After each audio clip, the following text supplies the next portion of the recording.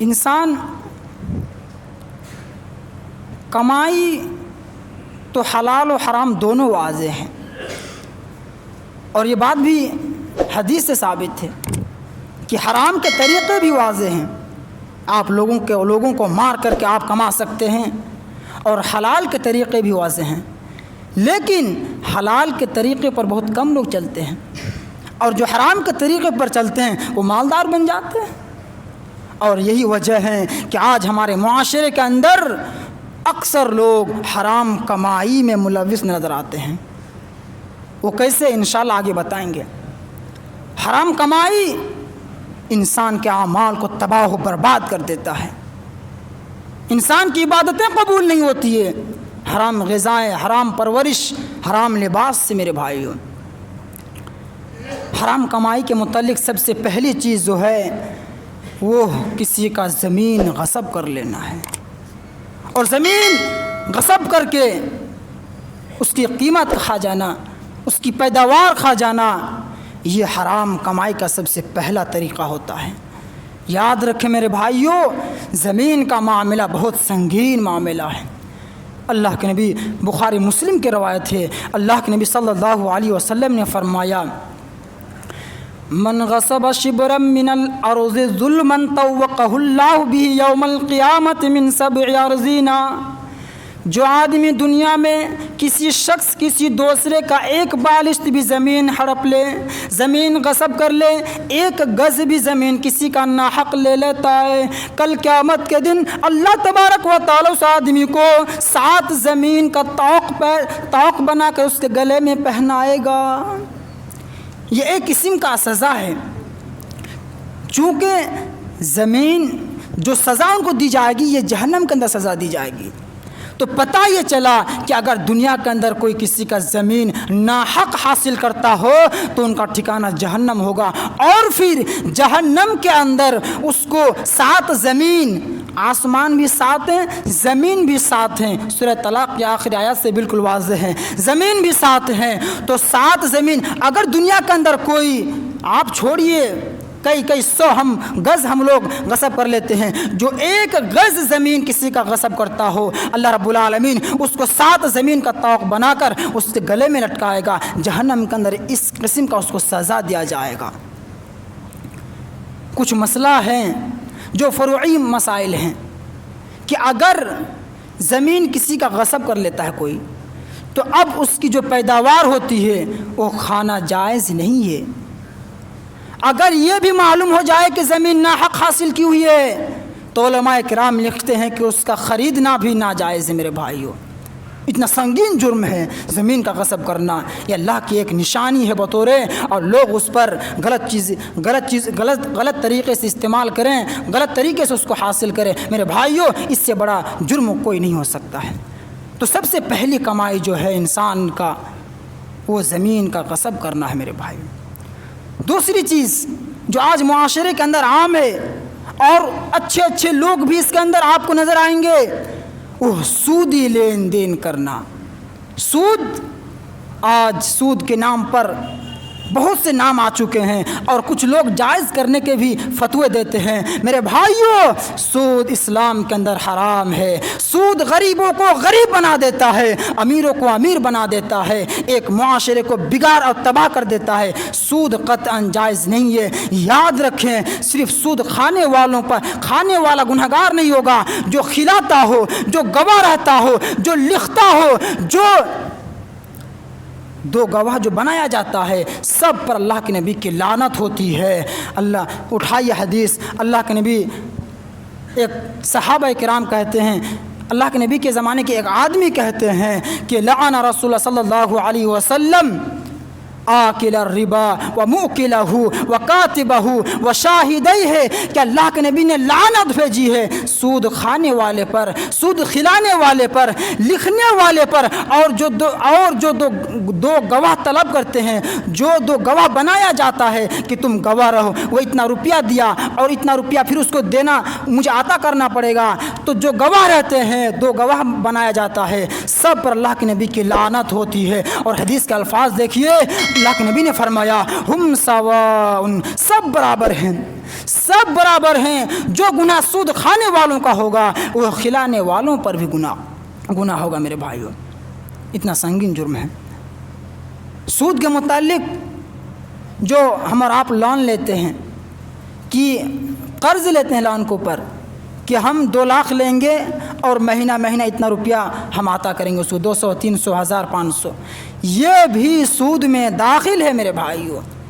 اسی طریقے سے بینک کے اندر آپ یہ بہت سے طریقے ہوتے ہیں، سب طریقہ بیان نہیں کیا جا سکتا ہے. ایک طریقہ یہ بھی ہوتا ہے کہ آپ سال میں 1 لاکھ جمع کیجئے گا تو آپ کو 10,000 یا کچھ روپیہ آپ کو ملتا ہے. یہ بھی میرے بھائیوں اسی سود میں داخل ہیں. یہ الگ الگ قسمیں ہیں جو کہ سود سے بالکل سود کے مشابہ ہیں، جو اسلام کے اندر حرام ہے. اور سود یہ اسلام کے اندر حرام ہے، جو کہ حرام کمائی ہے، جو انسان آج ہمارے معاشرے کے اندر بہت سے لوگ اس چیز کے اندر ملوث نظر آتے ہیں. اگر آپ بھی سودی لین دین کرتے ہیں تو انشاءاللہ آپ اس کو مٹانے کی کوشش کیجیے. اسی طریقے سے حرام کمائی میں سے ایک کمائی رشوت کا لین دین کرنا، اور یہ بھی عام ہے.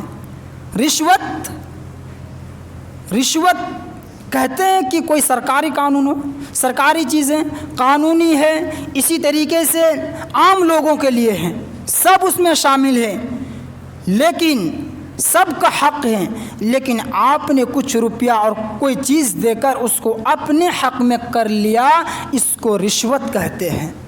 چاہے وہ کوئی بھی چیز ہو میرے بھائیوں، کوئی بھی چیز ہو، چھوٹی ہی کیوں نہ چیز ہو. سرکاری کام ہو رہا ہے، 200 روپیہ میں کام کیا جا رہا ہے، لائن لگے ہوئے ہیں، آپ آئے 500 روپیہ پکڑا دیے، آپ کا کام کر دیا.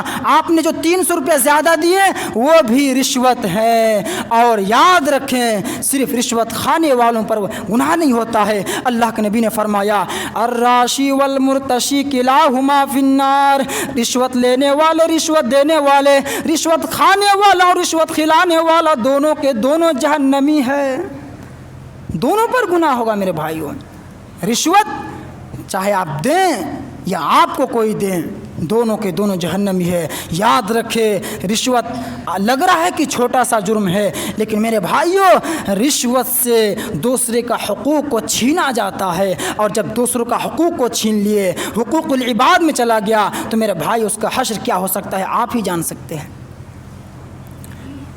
اسی طریقے سے علماء کرام لکھتے ہیں کہ سرکاری نوکری ہے، سب کا حق ہے، اور اس میں آپ یہ ڈگری حاصل کریں گے، یہاں تک پڑھیں گے تو آپ کو نوکری ملے گی. لیکن آپ سے بھی اچھے پڑھے لکھے ہیں، آپ نے رقم اور 2 لاکھ 10 لاکھ دے کر آپ نے نوکری کو حاصل کر لیا ہے. علماء کرام لکھتے ہیں یہ بھی رشوت ہے میرے بھائیوں.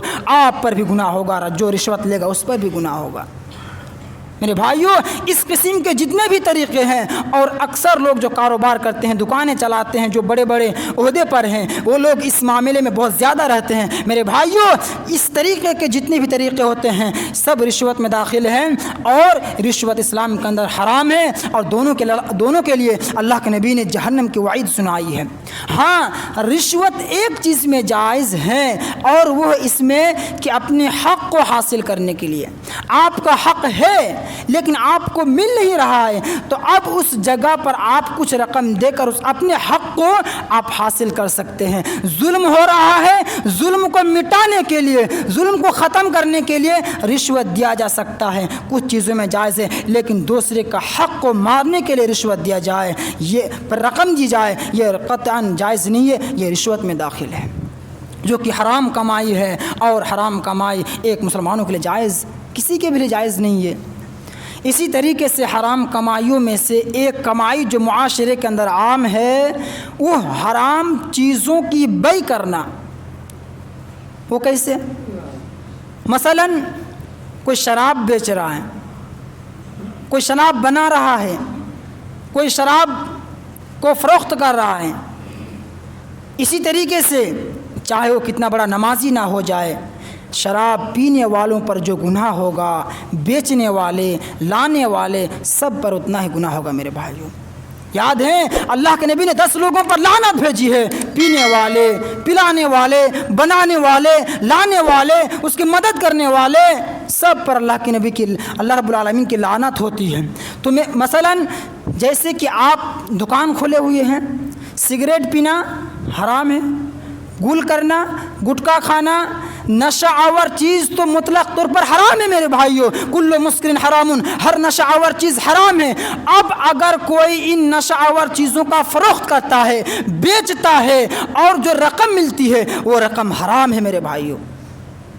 वाज़ेह दलाइल हैं और आपको बहुत से दलील आपको मिल जाएंगे। सबसे उम्दा दलील जो है अल्लाह के नबी सल्लल्लाहु अलैहि वसल्लम ने वाज़ेह तौर पर बयान फरमाया है कि मन दआ इला हुदन, जो आदमी किसी को हिदायत की तरफ बुलाए, जो आदमी किसी को कलमा तैयबा सिखलाए, कोई नमाज का तरीका उनको सिखला दिया, उनको वज़ू का तरीका सिखला दिया, उनको हज का मसाइल उनको बतला दिया। अब वो आदमी जो अमल करेगा, जो फ़ेल वो करेगा, चाहे वो कौल के ज़रिए हो चाहे वो फ़ेल के ज़रिए हो, जो भी अच्छी चीज़ किसी को सिखलाए और वो अपनी ज़िंदगी के अंदर अपनाए, तो उस आदमी को करने के बराबर जो आदमी उसको बतलाया होगा उसको भी उतना बराबर सवाब मिलेगा। ला यनकुसु ज़ालिका मिन उजूरिहिम शैआ। एक आदमी जो नेक काम करता है, आपने किसी को कलमा तैयबा सिखलाया, वो आदमी जितनी मर्तबा पढ़ेगा उतनी मर्तबा आपको भी सवाब मिलेगा, उसके सवाब में कोई कमी नहीं की जाएगी। वमन दा इला ज़लालतिन, और अगर कोई आदमी किसी को गुमराही की दावत दे, गुमराही की तरफ बुलाए, गलत चीज़ सिखाया, गलत चीज़ के ताउन की।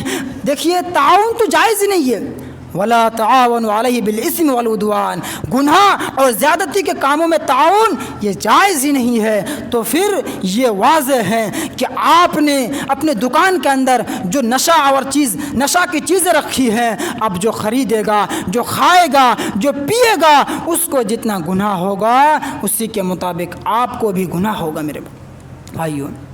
मन दल्ला अला खैरिन फलहु मिस्लु अजरि फाइलिही।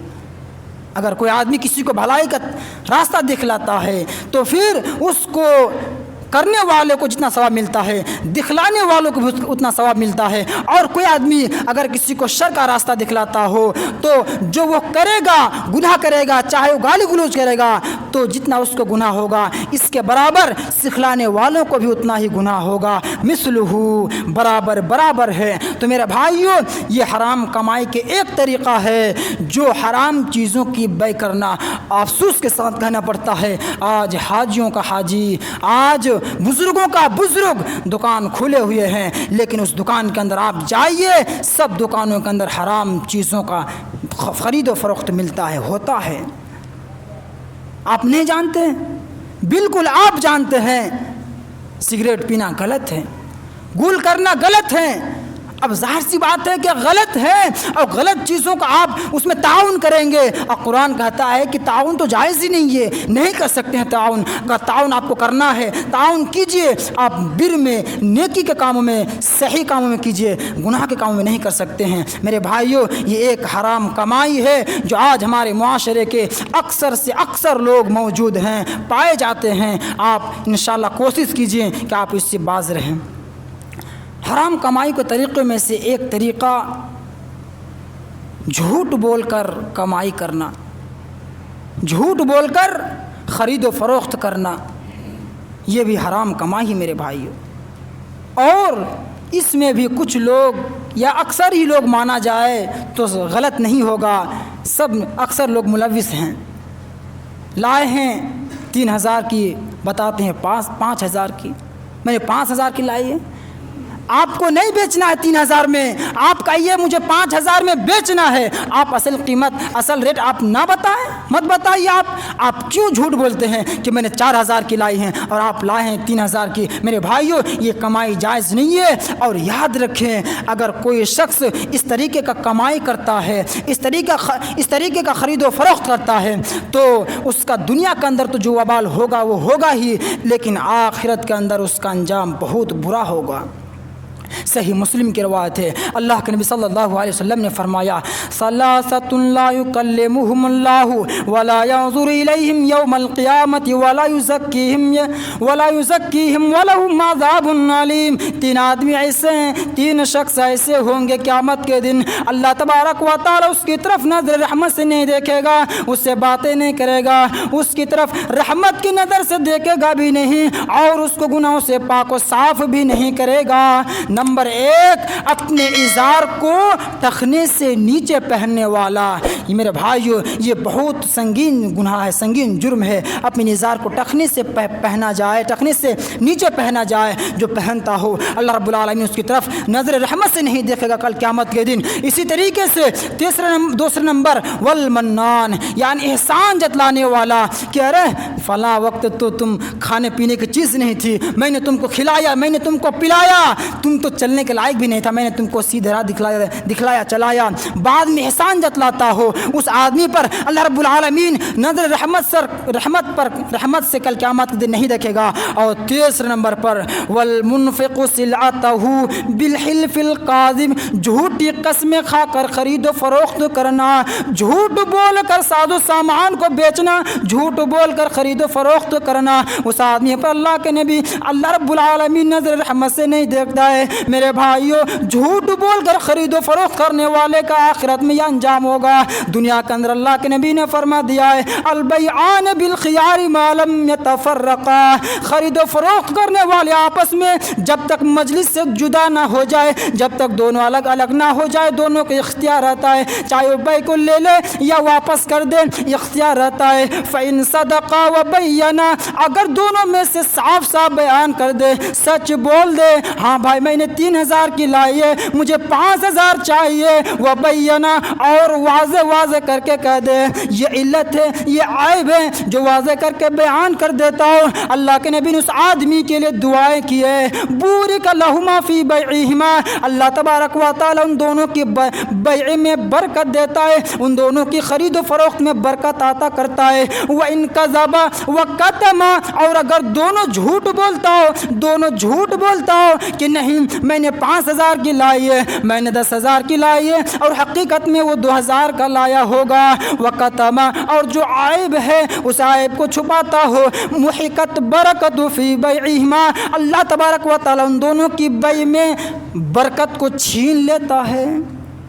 یہ سزا ہے میرے بھائیوں کہ جھوٹ بول کر خرید و فروخت کی جائے, جو دنیا کے اندر برکت چھین لی جاتی ہے. آج ہے نا اکثر لوگ شکایت کرتے ہیں مولوی صاحب کیا کریں, پہلے تو 5000 تنخواہ تھی, اب 20,000 ہو چکا ہے, 20,000 مہینہ ملتا ہے, پھر بھی گھر کے اندر فقر و فاقہ ختم نہیں ہوتا ہے, سکون نہیں ملتا ہے. میرے بھائیوں برکت رہے تو کہاں سے رہے, ہم نے حرام کمائی کے طریقہ اپنا لیے. برکت کے لیے حرکت چاہیے میرے بھائیوں, برکت کے لیے حلال طریقے چاہیے. حرام کمائی کر کے آپ کے گھر میں برکت نہیں آ سکتا ہے. تو یہ حرام کمائی کے ایک طریقے ہیں کہ جھوٹ بول کر ہم حرام روپیہ کمائے. اسی طریقے سے حرام کمائی کے معاشرے کے اندر جو عام ہے وہ ایک طریقہ یہ بھی ہے کہ زکوٰۃ کا مال کھا جانا. دیکھیے زکوٰۃ کا مال یہ جن چیزوں کے لیے ہے اللہ رب العالمین نے فیصلہ کر دیا ہے کہ اس شخص کے لیے ہے. اب زکوٰۃ کا مال ہر کوئی نہیں کھا سکتا ہے. زکوٰۃ کے مال کے لیے ہمیں اور آپ کو فیصلہ نہیں کرنا ہے, اللہ رب العالمین نے فیصلہ کر دیا ہے انما الصدقات للفقراء والمساکین, کہ زکوٰۃ کا مال تو فقراء کے لیے ہے, مساکین کے لیے ہے, فقیر مسکین, اسی طریقے سے اللہ کے راستے میں قرض دار کے لیے, جن کا دل اسلام میں لٹکا ہوا ہو, غلام آزاد کرنے کے لیے, مسافر کے لیے, جو زکوٰۃ کا مال اصول کرتا ہو اس کے لیے. ان 8 آدمیوں کے لیے زکوٰۃ کا مال حلال ہے. ان کے علاوہ جو زکوٰۃ کا مال کھاتا ہے وہ حرام کی کمائی کھاتا ہے. ایک بات بھی یاد رکھیں, عاملین جو ہے جو زکوٰۃ اصول کرتا ہے ان کے لیے یہ نہیں کہ وہ آدھا مال کھا جائے, وہ 3 حصہ کر کے 2 حصہ کھا جائے, 1 حصہ کھا جائے. نہیں میرے بھائیوں, 8 چیزوں کا جو بیان ہے پورے زکوٰۃ کے مال سے پہلے فقیر کو, مسکین کو, ان کو دیا جائے گا, اور اسی کے بقدر جو اٹھانے والے ہیں ان کو دیا جائے گا. اگر ان کے علاوہ اگر کوئی حد سے تجاوز کرتا ہے, اور عاملین ہی کیوں نہ ہو, زکوٰۃ وصول کرنے والا ہی کیوں نہ ہو, اگر وہ زیادہ مال کھاتا ہے تو حرام کی کمائی کھائے گا. اسی طریقے سے حرام کی کمائی میں سے علماء کرام کا یہ قول اور فتویٰ ہے کہ جو آج کے رسم کے حساب سے جو جہیز کے نام پر شادی کے موقع پر جو رقم لی جاتی ہیں وہ بھی میرے بھائیوں حرام کے قریب اور حرام کہا گیا ہے۔ علماء کرام کہتے ہیں دیکھیے آپ کو صریح دلیل نہیں ملے گی کہ یہ جہیز کے نام پر روپیہ لیا جائے تو یہ حرام ہے۔ ہاں آپ مطالعہ کیجئے سیرت کا، آپ تاریخ کا مطالعہ کیجئے، آپ کو یہ بات مل جائے گا کہ بالکل جہیز کے نام پر جو آج معاشرے کے اندر جو رسم بن چکا ہے کہ بیٹی والوں سے زبردستی تم بائک نہیں دو گے، اسکارپیو نہیں دو گے، اسی طریقے سے اتنے روپیہ نہیں دو گے تو شادی نہیں کروں گا، زبردستی مجبور کر کے جو وصول کیا جائے وہ میرے بھائیوں علماء کرام کے مطابق وہ حرام کی کمائی ہے۔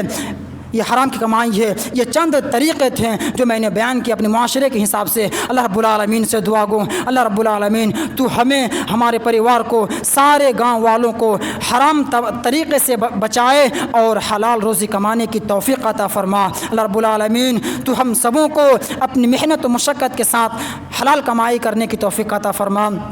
وآخر دعوانا ان الحمد للہ رب العالمین۔